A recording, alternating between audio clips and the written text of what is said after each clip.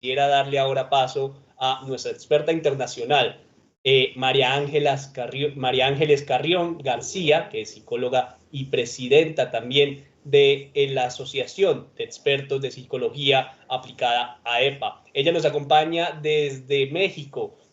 María Carrión, bienvenida a este evento de Ser Feliz para Servir ahora desde casa, y quisiera también darle una descripción a todos nuestros amigos de todo el perfil que usted está adelantando justo en este momento. Ella también ha sido vicepresidenta ejecutiva del Instituto Internacional de Investigación Social, Ambiental y de Salud Ocupacional, y ha sido directora del Instituto Técnico de Psicología y Formación. Pues María Ángela, bienvenida, y bueno, nos vas a contar sobre las estrategias para mitigar el estrés y proteger la salud mental en esta época. Adelante. Muchas gracias. ¿Se está viendo ya la pantalla? ¿Bien? Sí, señora. Muy bien, muchas gracias. Pues en primer lugar, un saludo muy especial al señor ministro de Trabajo, también al director general del Departamento Administrativo de la Función Pública, así como a las dos compañeras que me han precedido, la doctora Nuria y a Linda también.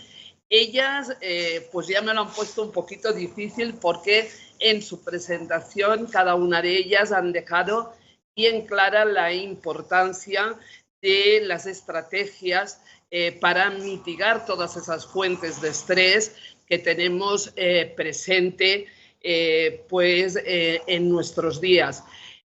No es algo nuevo todo este estrés que tenemos, con el que tenemos que lidiar en nuestro día a día, pero lo que sí que es nuevo para todos nosotros es esta situación de pandemia que venimos padeciendo desde 5 meses atrás y que indudablemente ha disparado este estrés a límites pues que hacen prever, por desgracia, que van a aumentar los trastornos de estrés postraumático, los trastornos por ansiedad, de miedo, los procesos de duelo que se perpetúan en el tiempo debido precisamente a que no podemos hacer un buen enfrentamiento a ello cuando estamos en situaciones de estrés disparado, y por lo tanto pues es importante tener muy claro todas las estrategias que tenemos a mano y que mis dos compañeras anteriores han hecho incidencia en ellas. Estoy plenamente de acuerdo en todas las que se han nombrado. Yo voy aquí a intentar explicar también a raíz de las investigaciones que se están realizando justo en este momento, producto de la pandemia. Estamos realizando una investigación de ese impacto en todas las áreas de nuestra vida, porque nos está cambiando en todos los sentidos, no solo en lo laboral, sino también en lo social, en lo familiar y en lo personal. Y en esas investigaciones que se están realizando a nivel internacional en diferentes países, entre ellos también Colombia, tenemos ya resultados preliminares que nos van indicando el camino de esas estrategias y que nos ayuden realmente a poder enfrentar con éxito todo ello. En primer lugar, es importante conocer el hoy y el ahora, es decir, qué impacto real está teniendo esta pandemia y el impacto, qué es lo que está causando en la población trabajadora, qué respuestas de estrés son las que se están dando y si se presenta o no desgaste psíquico que pueda afectar nuestra salud mental. Es importante conocerlo porque cuando conocemos el alcance del problema, hasta ahora pues lo que podemos decir viene derivado de otros grandes eventos, grandes desastres que ha podido padecer la población a nivel mundial o de otro tipo de pandemias, pero no de la actual. Pues llevamos 5 meses con ella y entonces estamos ahora pues con todo este levantamiento de datos para conocer exactamente cuál es ese impacto y así poder prevenir las secuelas emocionales, mentales que el aislamiento social, la soledad, la incertidumbre, la falta del poder adquisitivo, los conflictos familiares que ya están aflorando, la enfermedad, el miedo a la muerte, todos estos factores que ya venimos hablando durante esta mañana pueden ocasionar en cada uno de nosotros. Por lo tanto, una de las primeras estrategias es esa, es conocer exactamente cómo está nuestra realidad, la de cada uno de nosotros. Eso nos muestra en nuestros primeros datos preliminares, tenemos unos datos que ya nos muestran un camino de qué estrategia debemos seguir para mitigar el impacto en nuestras respuestas de estrés que puede tener nuestra salud física. ¿Por qué? Porque los datos nos están arrojando que un 78% de la población toma algún tipo de medicamento. Es decir, tenemos que tener en cuenta que somos una población altamente medicalizada. Un 76% presenta obesidad, un 72% hipertensión o diabetes, cardiopatías, cansancio, dolor de espalda o un 38% ha visto afectada la calidad del sueño.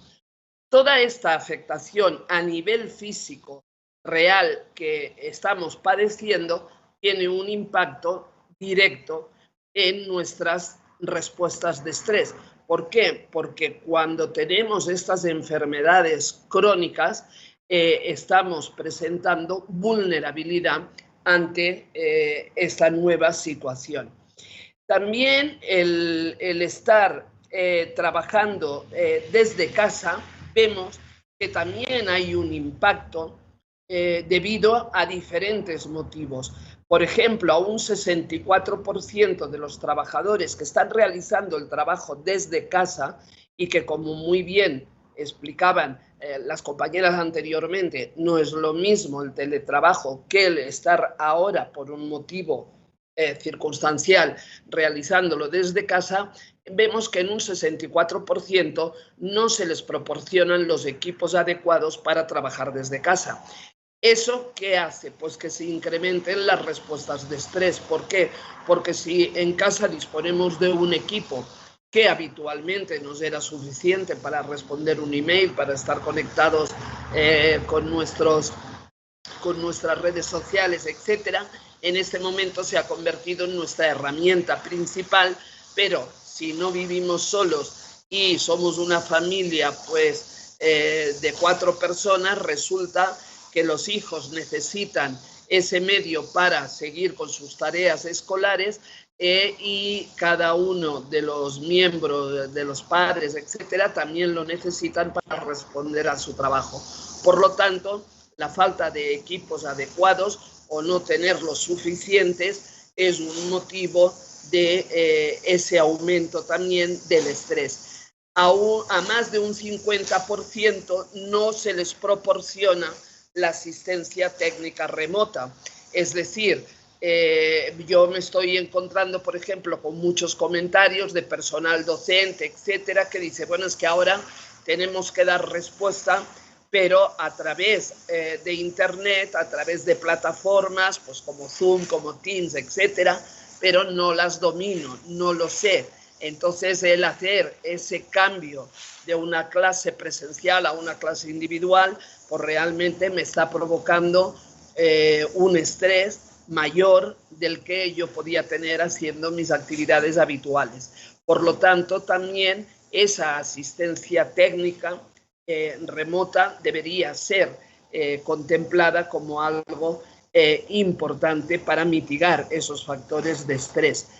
Un 33% de la población no tiene control sobre el tiempo que pasa en pantalla, mirando noticias, respondiendo a sus actividades profesionales, respondiendo, por ejemplo, nos encontramos con los profesionales de la salud que, además de todo el trabajo que realizan a nivel presencial, cuando pueden desconectar de ese impacto del trabajo presencial, se le suma todo el tiempo en pantalla, no solo por motivos de su trabajo, sino porque amigos, familiares, etcétera, pues empiezan a consultarles, a pedirles noticias, etcétera, y por lo tanto ese control sobre el tiempo en pantalla también es importante para mitigar esas fuentes de estrés.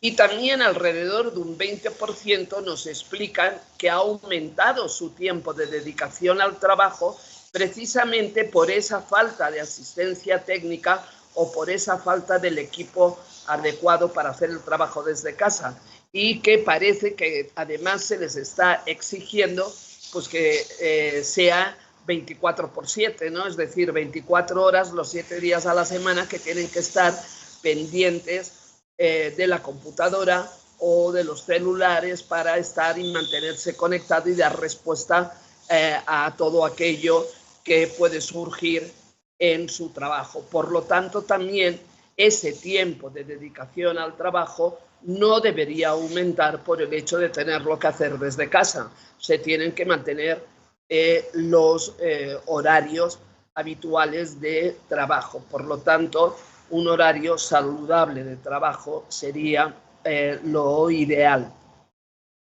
También tenemos que tener en cuenta que alrededor de un 28% del núcleo familiar conviven de 4 a más personas en ese mismo núcleo, pero sin embargo, en el 50% de los casos, la economía familiar depende de una sola persona. Y hemos visto que alrededor de un 17-18% de la población nos dicen que se han quedado sin trabajo.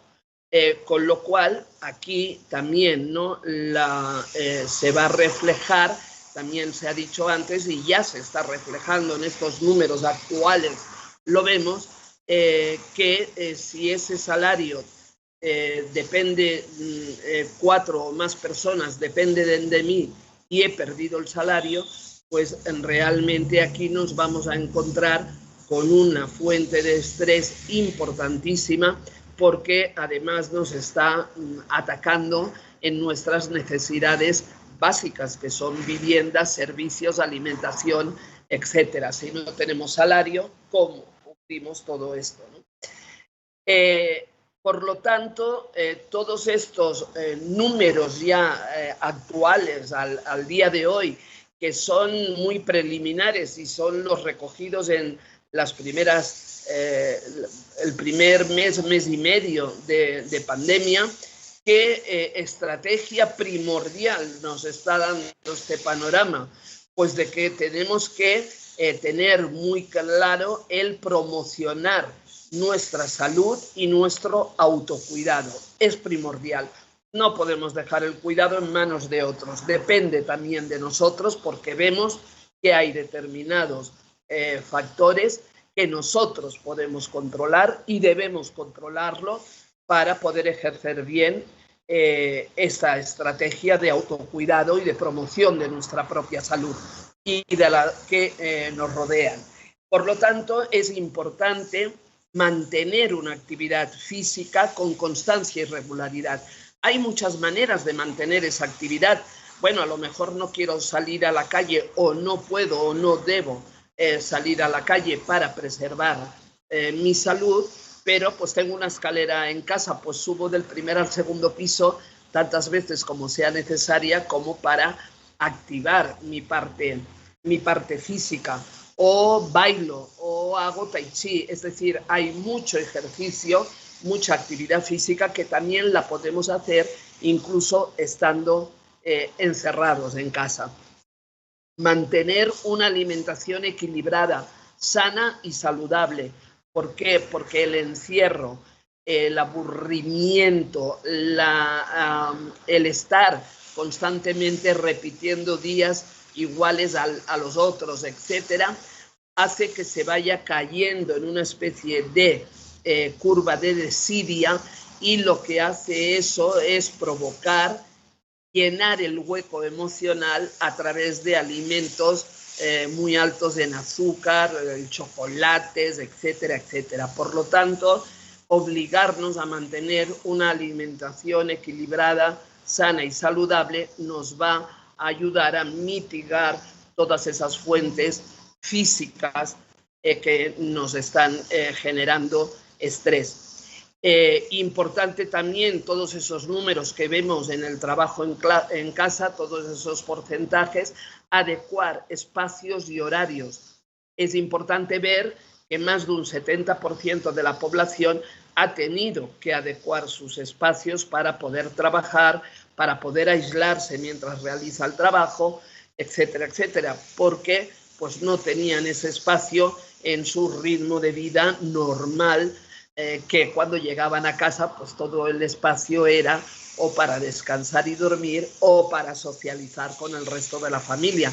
En estos casos entonces se han tenido que buscar espacios y horarios de un cierto aislamiento, silencio, etcétera, pues para poder realizar esas tareas desde casa. Pero es importante también el tiempo para el descanso individual. No solo el descanso en cuanto a desconexión con el trabajo y estar con la familia, sino también el descanso de la propia familia o del ambiente familiar que nos rodea. Es decir, necesitamos también un tiempo para nosotros, para estar nosotros con nosotros mismos, no las 24 horas compartidas con el núcleo familiar. Por lo tanto, respetar también los espacios y los tiempos de los otros miembros de la familia y que ellos también respeten el mío. También estipular un tiempo lúdico compartido, un tiempo pues para compartir una película y luego comentarla, para juegos de mesa, para otro tipo de actividades que sean sociales, que sean pues con el resto de los miembros de la familia. Y si soy una persona que vivo sola, pues sería ese tiempo en el que comparto a través de las pantallas, a través de una llamada telefónica, etcétera, pues que comparto con los demás, con familia, con amigos, con compañeros de trabajo, etcétera. Y también, y muy importante, también se ha dicho, pero sí que hay que incidir en ello porque los números ya ahora nos están mostrando que más de un 30% de las tareas del hogar recaen en una sola persona, a pesar de que el núcleo familiar es mayor, un reparto equitativo de las tareas del hogar. Hay familias que, por ejemplo, dicen, bueno, pues cada día le toca preparar desayunos y comidas a uno, ¿no? Y entonces los demás descansan. Bueno, hay miles de fórmulas, pero sí de que se haga el esfuerzo de ese reparto equitativo de las tareas del hogar. Trabajando desde casa también tenemos que tener unas medidas que van a depender de nosotros y que es importante tenerlas en cuenta, como es el disponer de un espacio delimitado donde trabajar. No tener que estar pues en medio de todo el núcleo familiar. Intentar, aunque sea en un rinconcito del mismo comedor, porque no tengo otro espacio, ¿no? O del cuarto, de la habitación. Bueno, pues ese espacio que sea un espacio delimitado donde sabes que ahí es donde vas a trabajar. La iluminación es también importante porque ya nos están refiriendo en un casi 30% de los casos dolores de cabeza, dolores de espalda, etcétera, derivados de esa nueva modalidad de realizar nuestro trabajo. Por lo tanto, asegurarnos que aunque sea con una lámpara de sobremesa, la iluminación es adecuada y suficiente para evitar cansancio en la vista y para evitar que esos dolores de cabeza puedan tener lugar. Que la silla de trabajo sea lo más confortable posible y si no tengo o no dispongo de una silla ergonómica, intentar a base de almohadas, cojines, etcétera, podérmela adecuar de manera que tenga una altura deseable pues para la posición que tengo que guardar durante mi trabajo y que me dé un buen apoyo para la espalda, porque ya también los dolores de espalda ha subido en estos primeros tiempos. Adoptar por mi parte una posición adecuada en cuanto a cómo apoyo mis manos, cómo apoyo mis pies, si realmente tengo un buen apoyo, si estoy sentada en una posición adecuada o no, etcétera. Es decir, eso también es algo que nosotros podemos hacer para mejorar todo ese aspecto físico que nos puede estar causando estrés. Y limitar, bien importante también, limitar los tiempos de trabajo, realizar pausas activas, es decir, levantarme, ver cuánto tiempo llevo con la mirada fija en la pantalla, saber y ser consciente que tengo que descansar de ello, y también pues realizar técnicas de relajación muscular, etcétera, pues que me bajen ese estrés físico que se me genera por malas posturas o por posturas mantenidas durante mucho tiempo. También es importante ver que con ya los números reales y preliminares en estos momentos, alrededor de un 17% ya nos refieren que hay conflictos en las relaciones, y más o menos el mismo porcentaje nos dicen que han habido un aumento en las discusiones en el entorno familiar. Es decir, han aparecido casos de violencia física o verbal o incluso de acoso sexual a nivel familiar. Y en un 5% de casos se ha necesitado pedir ayuda externa. Por lo tanto, ahí ya tenemos también una fuerte fuente de generación de estrés, y que realmente pues lo que hay que hacer es evitar esas situaciones que pueden provocar discusiones, conflictos, etcétera, pero también podemos poner de nuestra parte sabiendo de qué manera se debe de responder a alguien que en un momento determinado pueda estar perdiendo los papeles, porque, puede ser que sean personas que ya estaban en conflicto anteriormente, pero el conflicto había quedado más o menos sumergido en una rutina normal de trabajo en la que cada uno pues salía de casa temprano por la mañana y se acababan viendo tarde por la tarde, ¿no? Al regresar a casa, y entonces ahí pues esos conflictos quedaban como medio tapados, ¿no? Y que ahora esa convivencia de 24 horas pues han hecho resurgir. No es que se hayan generado de nuevo, ya estaban ahí pero como adormecidos, y entonces surgen de nuevo. O bien que sí, también no todo el mundo puede afrontar de la misma manera el hecho de estar encerrado, de estar conviviendo con otras personas las 24 horas, de estar expuesto a esa interacción, etcétera, y que entonces todo eso también genera mayor irritabilidad, etcétera. Es decir, hay otras circunstancias ajenas al propio núcleo familiar que también nos están generando ese impacto de estrés, etcétera, de irritabilidad, de mal humor, de enojo, y que eso pues también lo paguemos con las personas que tenemos más cercanas en nuestro entorno. Por lo tanto, esto también hace necesario que, si nos hemos quedado sin salario, si estamos teniendo más encuentros desafortunados con los miembros de la familia, etcétera, pues tendremos que pedir y gestionar ayudas sociales para la familia, y por lo tanto pues también ponernos de forma proactiva a ello, buscar ayuda, incluso de la propia empresa que a lo mejor ha cerrado, nos pueden dar ayuda para ver de qué manera se pueden gestionar estas ayudas sociales. Si todavía estamos en las empresas, la empresa también puede desarrollar programas de ayuda y desarrollo del empleado y ayudarles en todo ese tipo de gestión de ayuda social.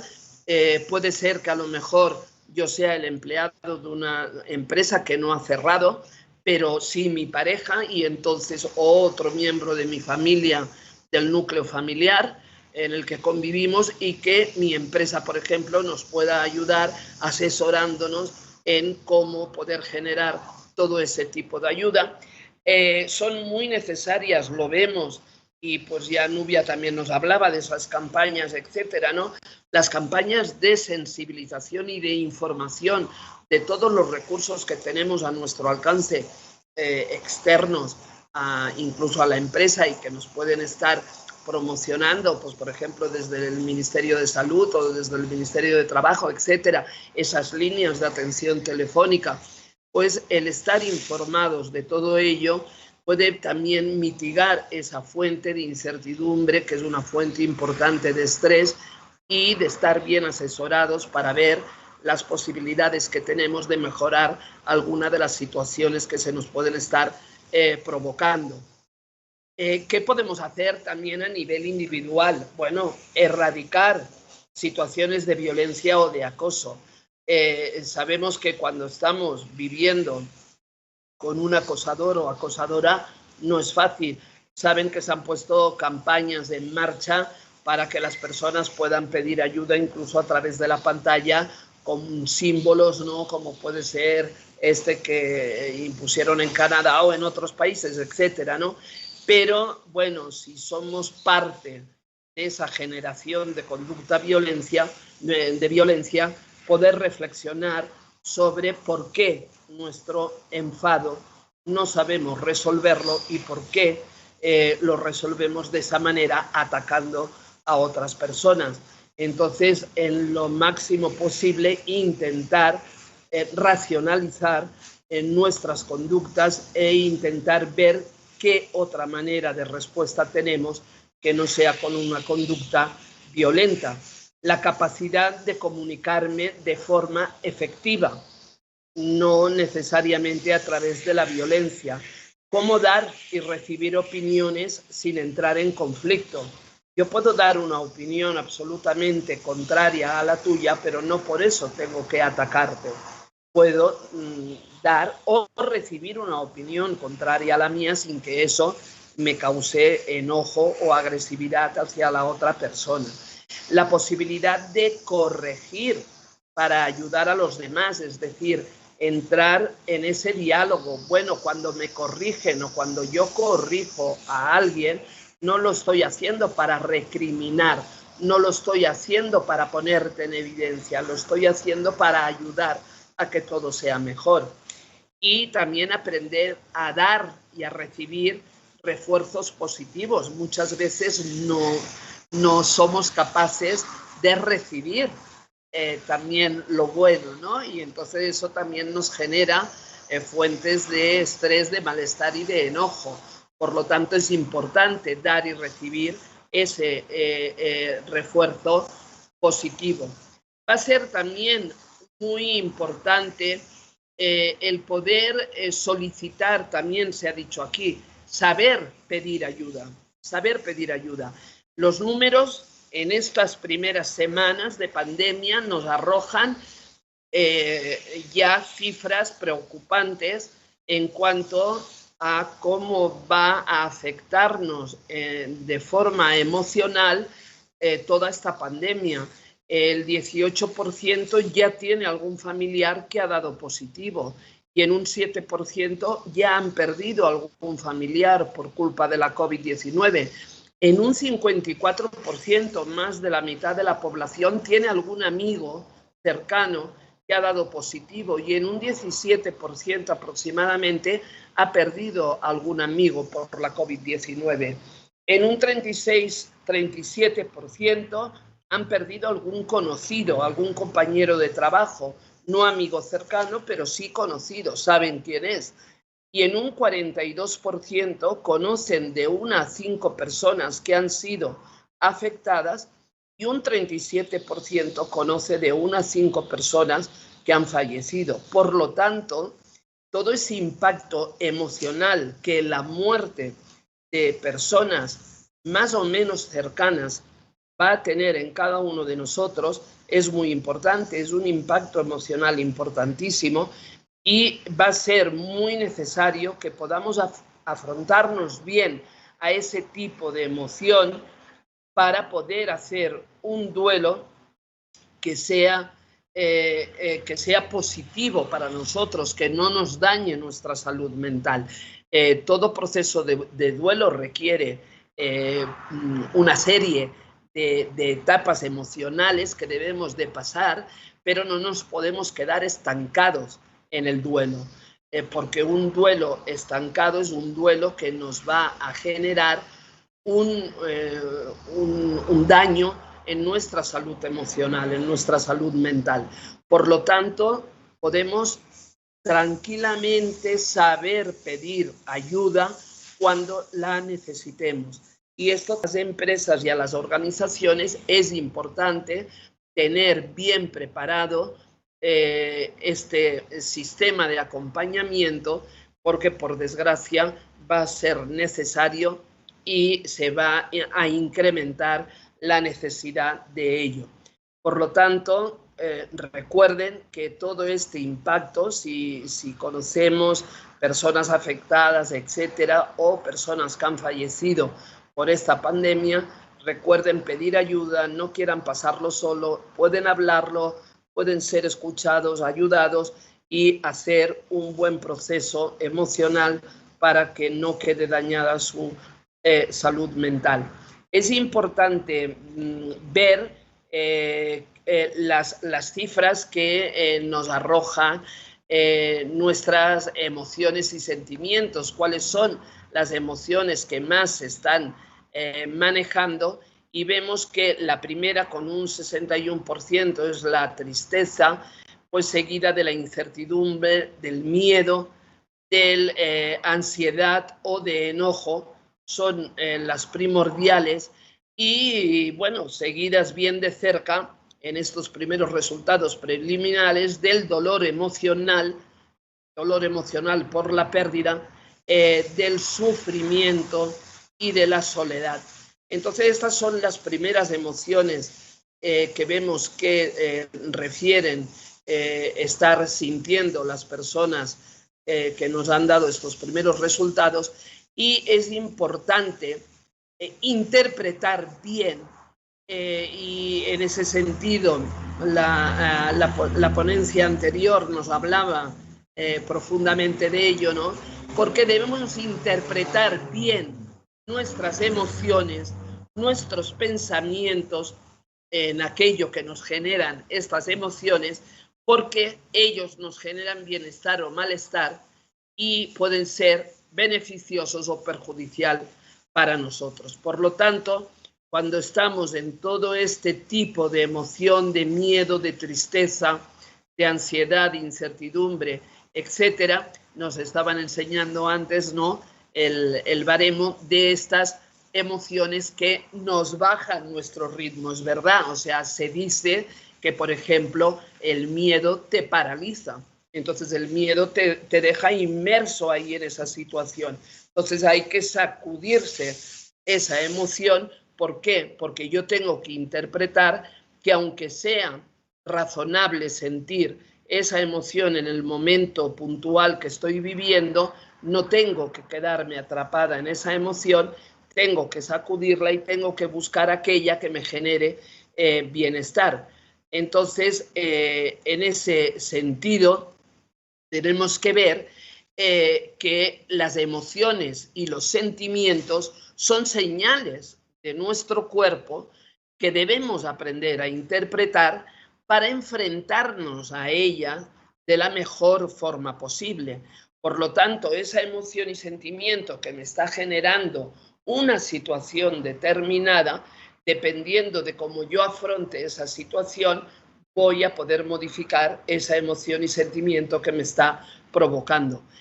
Un buen ejercicio para gestionar las emociones, para conocer qué emociones son las que estoy manejando más frecuentemente y qué impacto están teniendo en mí, si es perjudicial o es beneficioso, pues es realizar esa interpretación escribiendo. Ese es un ejercicio fácil, gratuito, que lo podemos hacer desde casa, no necesitamos ir a ningún lugar y que depende de nosotros. Entonces, escribiendo esas emociones y sentimientos que nos provoca una situación o un hecho determinado. ¿Qué estoy sintiendo? Y eso que estoy sintiendo es adecuado para mi bienestar, o en caso contrario, ¿qué alternativas tengo? Y las dejo por escrito. ¿Qué alternativas tengo para poder cambiar esa sensación o esa emoción o sentimiento que me hace sentir mal? En ese sentido, por ejemplo, podemos nosotros decir, bueno, yo tengo miedo al contagio. Bueno, es normal. El sentir miedo al contagio es una emoción normal. ¿Por qué? Porque tiene una función adaptativa y nos es útil para tomar medidas de precaución adecuadas. Lo que no me es útil es para quedarme histérica, encerrada en un cuarto de mi casa sin querer ver a nadie, sin querer hacer nada más, ¿no? Entonces, por lo tanto, el miedo al contagio es normal. ¿Por qué? Porque me pone en alerta, pero me pone en alerta no para quedarme congelada en el miedo, sino para hacer la acción que necesito hacer para controlar ese miedo y no que el miedo me controle a mí. Por lo tanto, ¿para qué voy a utilizar el miedo? Para decir, ok, yo estoy sintiendo miedo porque siento que me puedo contagiar si salgo a la calle, pero bien, si tengo que salir para una actividad esencial o para algo que es absolutamente urgente o imprescindible, yo sé que debo tomar precauciones, lavarme las manos, tengo que mantener una distancia física de otras personas, debo utilizar una mascarilla que me va a proteger y aún más si la otra persona también la utiliza, etcétera, etcétera. Es decir, el miedo me tiene que servir para eso, no para quedarme congelado pensando no puedo hacer nada porque me van a contagiar y me voy a morir, ¿no? La incertidumbre también es lógica en estos tiempos. ¿Por qué? Pues porque todavía no se sabe ni siquiera bien los efectos de esta pandemia. Entonces ya estaban diciendo ahora los otros días que esto nos va a durar 36 meses hasta que más o menos se vea un poco una luz al final de este túnel, ¿no? Bueno, y primero nos decían que para el verano ya íbamos a estar haciendo vida normal. Por lo tanto, es la incertidumbre. ¿Por qué? Porque incluso los mismos que nos dan las informaciones, aunque sean a nivel científico, lo están viendo ahora. Es decir, están ahora estudiando todos estos impactos. Por lo tanto, la incertidumbre es un sentimiento normal de pérdida de control. No tengo yo el control sobre esta situación. Yo estoy en México, yo ya tendría que haber ido 2 veces a Cataluña, pero no he podido ir y eso se escapa de mi control, es decir, no lo controlo yo. Y esa incertidumbre nos genera desconfianza en los otros. ¿Qué tenemos que hacer? Pues bueno, ante esto lo que necesitamos es paliar esa incertidumbre lo más que podamos, buscando información de calidad ilimitada, o sea, limitada. No puede ser que estemos tragándonos todo lo que nos llega del mundo mundial sin ver si son fakes, si son noticias alarmistas, si son basadas en hechos reales y demostrables y científicos, etcétera. Por lo tanto, también ese nivel de control que yo tengo sobre la información que me entra, sobre lo que quiero o no quiero recibir por parte de los demás. La rabia, el enojo, también es lógico sentirlo, es una emoción primaria que surge cuando nos sentimos amenazados. Y claro, ahora estamos realmente amenazados por esta pandemia, por la COVID-19. Por lo tanto, estamos amenazados. Y lo que nos activa la rabia es a dar respuestas de supervivencia. Yo siempre digo, prefiero quedarme con la rabia que con el miedo, porque con el miedo tengo que luchar ante esa paralización que me provoca, mientras que la rabia ya de por sí me lleva, ¿no?, a dar respuestas, o sea, a buscar respuestas de supervivencia. Debemos canalizarla, claro, porque una rabia mal entendida, mal dirigida hacia los demás, se nos convierten en situaciones de conflicto familiar, etcétera, pero cuando la canalizamos con respuestas positivas y la gestionamos de una forma adecuada, entonces podemos generar respuestas que mitiguen ese estrés que nos está provocando la amenaza. También emociones muy básicas como el dolor emocional que hemos visto. El dolor emocional aparece normalmente relacionado a una pérdida o a una situación que nos puede causar esa afectación importante. Por lo tanto, ese dolor emocional tenemos que saber también canalizarlo. ¿Por qué? Porque el dolor emocional nos lleva al sufrimiento. Pero cuidado, porque el sufrimiento sí que tiene toda una elaboración cognitivo-emocional. Nos hablaba de esto la anterior ponente, ¿no? Es decir, la elaboración cognitivo-emocional, la elaboración que yo hago de mi emoción y de mi pensamiento, lo que yo pienso respecto a eso, aumenta o disminuye ese sufrimiento. Es decir, de una manera muy clara, nosotros podemos hacer que, por ejemplo, ante una pérdida, el sufrimiento que yo tengo ante esa pérdida por la elaboración cognitivo-emocional que yo realice, hace que perdure mucho más allá de la situación que lo provoca. O sea, yo puedo mantener un duelo ante la pérdida de una persona que lo elabore de una forma equilibrada, normal y que restaure rápido mi equilibrio emocional, que a lo mejor puede ser de 2 a 6 meses, etcétera, del procesamiento de todo ese dolor que me ha provocado la pérdida, o puede ser que 4 años más tarde yo todavía esté como si fuera el primer día. ¿Por qué? Porque recurrentemente mi emoción y mi pensamiento revive una y otra vez la pérdida. Cuando, por ejemplo, la parte positiva sería, bueno, no me quiero instaurar en la pérdida, me quiero instaurar en toda la vida que compartí con esa persona. Quiero volver a reír pensando en esa persona y en momentos compartidos. Quiero volver a sentirme feliz pensando en momentos que hemos compartido.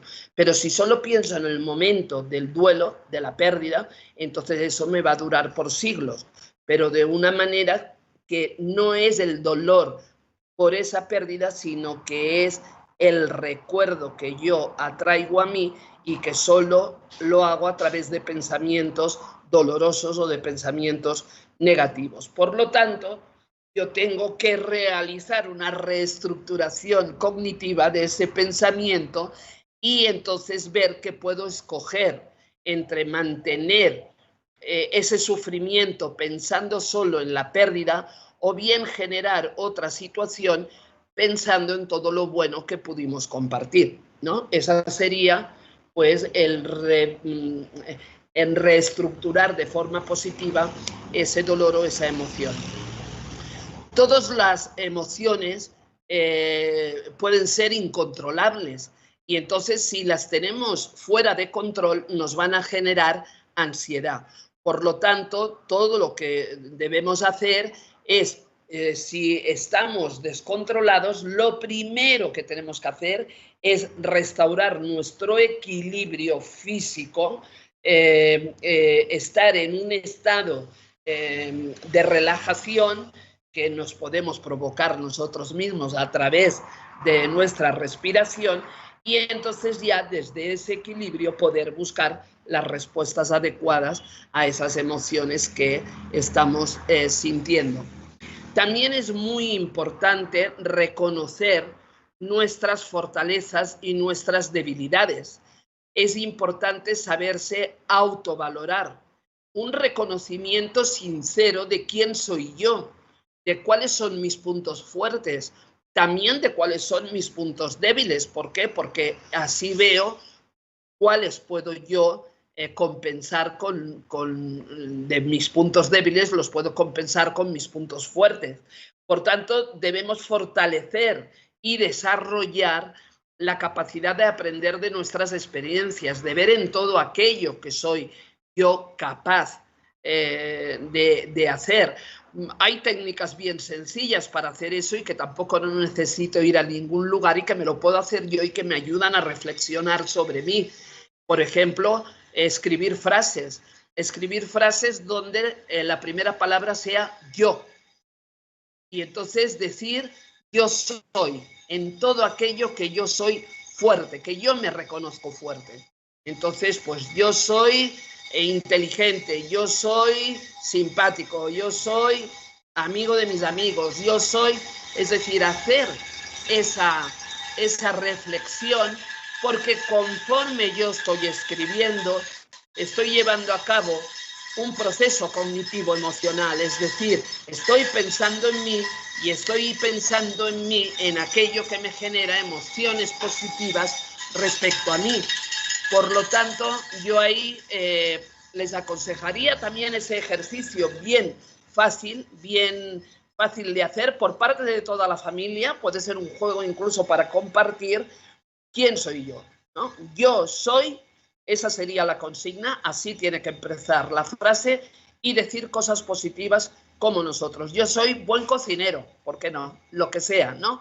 Esas emociones de lo que yo pienso sobre mí, de esa autovaloración que yo me hago. Y cuando eso lo hacemos y les decimos a las personas, mira, a ver, en unos minutitos, escríbeme 50 frases sobre ti. La gente pone cara de susto, ¿no? ¿50? ¿Cómo que 50? Bueno, si no eres capaz de decir 50 cosas buenas sobre ti mismo, empieza a mirarte qué relación tienes contigo. Empieza a mirar, porque me tendrías que decir solo 50, tengo muchas más para decir de mí, ¿no? Entonces, bueno, empecemos a trabajar también, si no lo hemos hecho, con esa autovaloración, con ese reconocimiento, pues sobre todo de nuestros puntos fuertes, porque los débiles ya salen por sí solos y cuando salgan, si tenemos muy claro los fuertes, vamos a poder compensarlos rápidamente. ¿Y eso qué hace? Pues eso hace que cada vez tengamos más control de nosotros y cuanto más control tenemos, también aumenta nuestra confianza. Por lo tanto, tener certeza de nuestras capacidades, de nuestros valores, de nuestros objetivos en la vida, etcétera, aumenta la confianza en nosotros mismos y esto es importante en estas circunstancias principalmente pues que estamos viendo. Los ejercicios de respiración, lo decía antes mi compañera, ¿no? Los ejercicios de respiración es el ejercicio que tenemos a mano, porque no dejamos de respirar, afortunadamente, y el hacer un buen ejercicio de respiración nos reduce absolutamente nuestro nivel de ansiedad.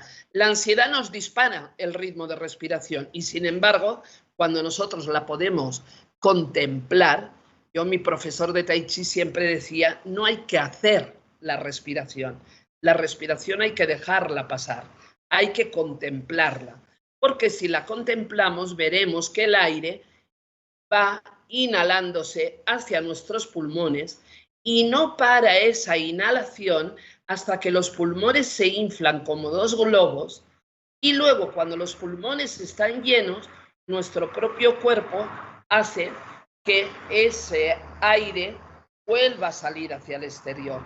Si solo nos limitamos a contemplar la respiración, veremos que somos capaces de respirar como lo haría un bebé recién nacido, de una forma completa, relajada, completa, ¿no? Que se llenen nuestros pulmones. Y podríamos estar en una inspiración y expiración, podríamos pasarnos tranquilamente un minuto en una sola respiración.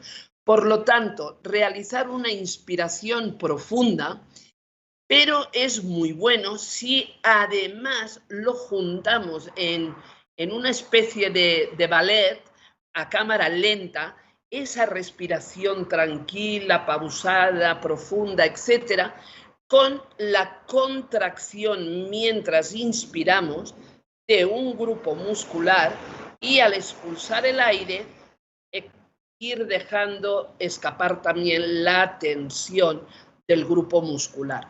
Ese es un muy buen ejercicio porque la relajación muscular profunda también reduce toda la tensión fisiológica de la que hablábamos al principio y además es incompatible con el sentimiento, con la emoción de la ansiedad.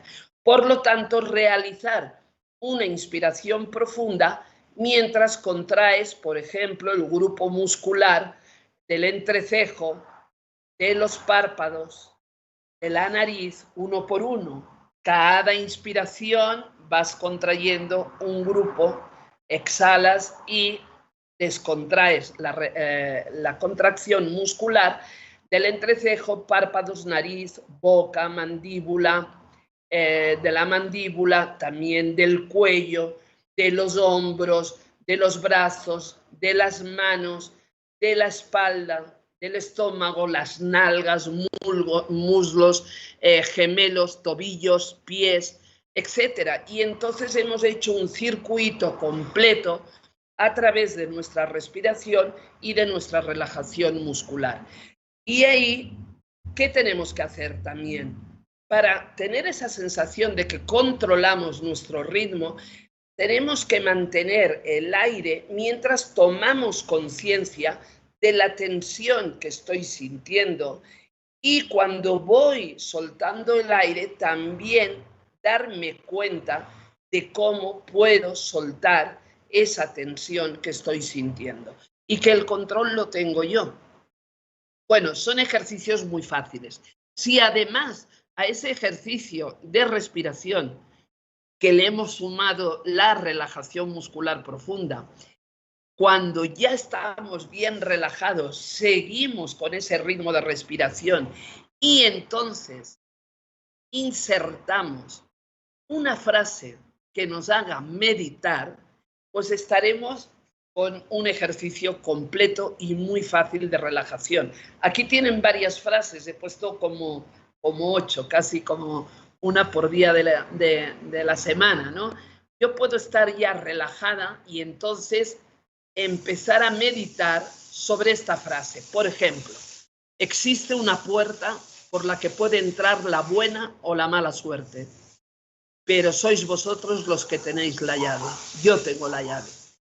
¿Qué me hace reflexionar esto? ¿Tengo alguna circunstancia en este momento en que esto sería así, en que yo estoy dejando entrar lo malo, pero tengo la llave para dejar entrar también lo bueno? ¿Sería eso así? ¿Qué circunstancia tengo ahora en mi vida? Es decir, utilizar estas frases como tips para la meditación.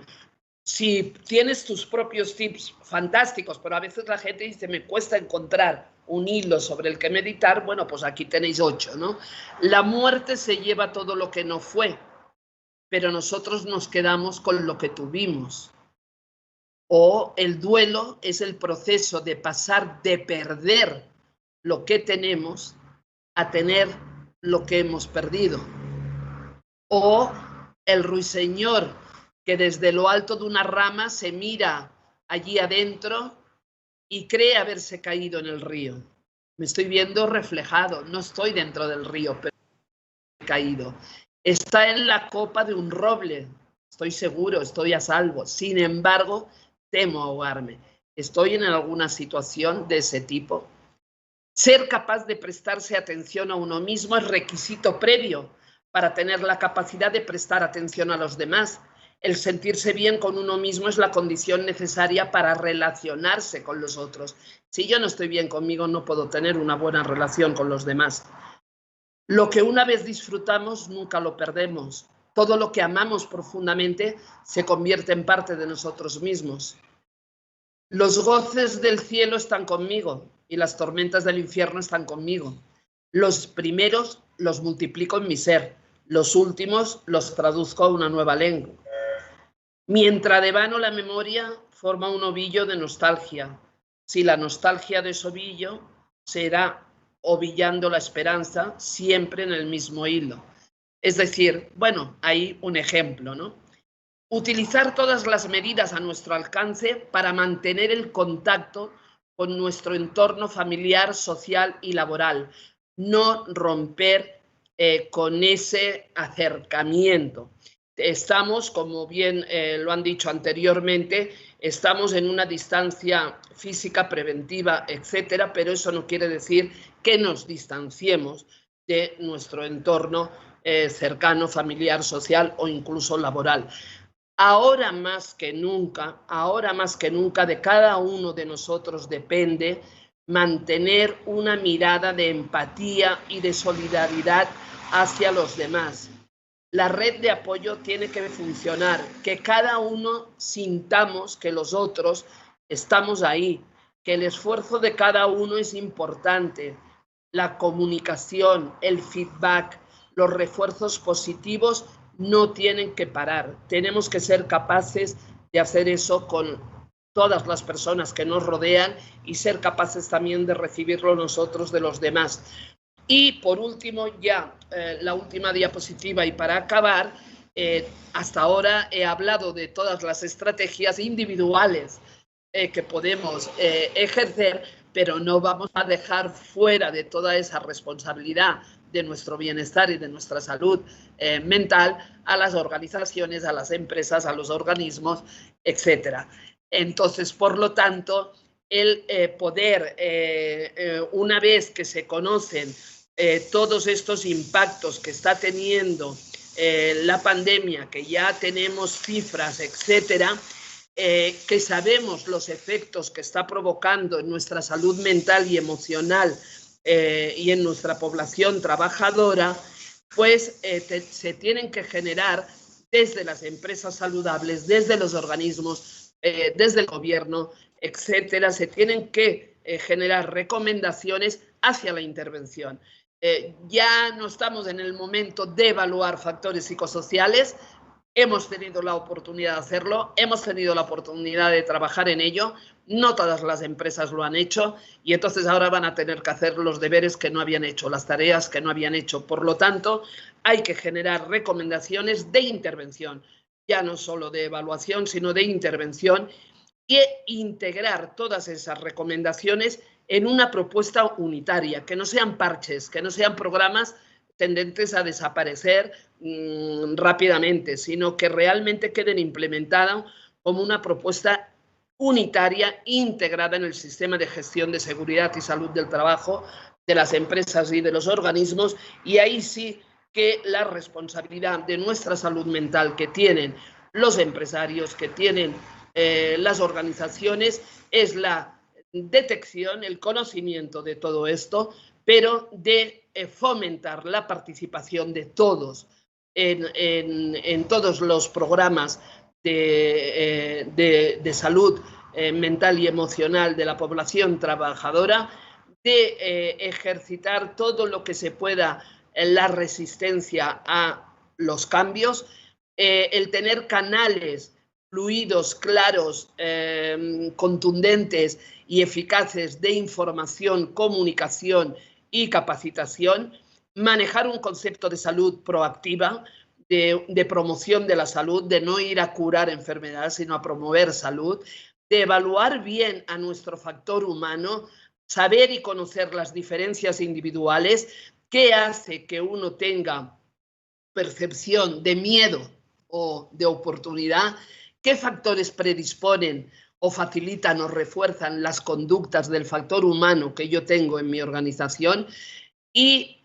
por lo tanto, desarrollar e implementar buenas prácticas en esta organización, pero que todas esas buenas prácticas estén integradas en un sistema de gestión único, con políticas empresariales muy claras, con una cultura de salud que promueva esa salud mental de nuestros trabajadores, con programas claros de ayuda y de desarrollo al empleado, y entonces así pues estaremos hablando también de una población trabajadora que, aparte de sus medidas de autocontrol y de autocuidado, están en un entorno que también les favorece, que les ayuda a estar con salud mental.